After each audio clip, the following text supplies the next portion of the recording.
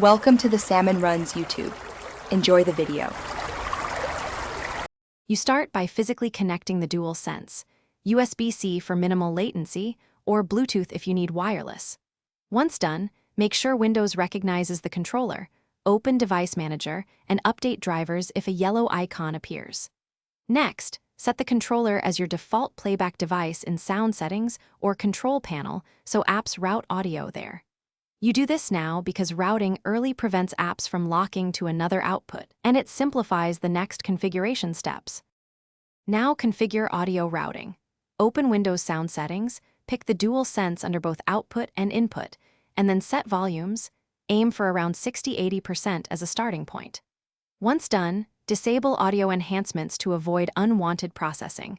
Those can mute game chat or add latency.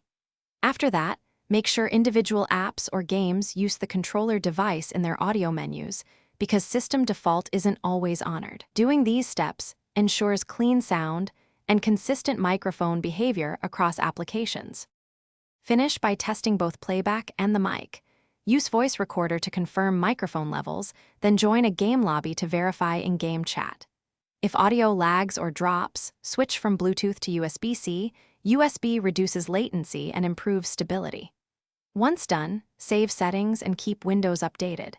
If something still fails, remove the device from Bluetooth, pair it again, or reinstall the DualSense driver. This reset often clears driver conflicts and restores proper audio routing.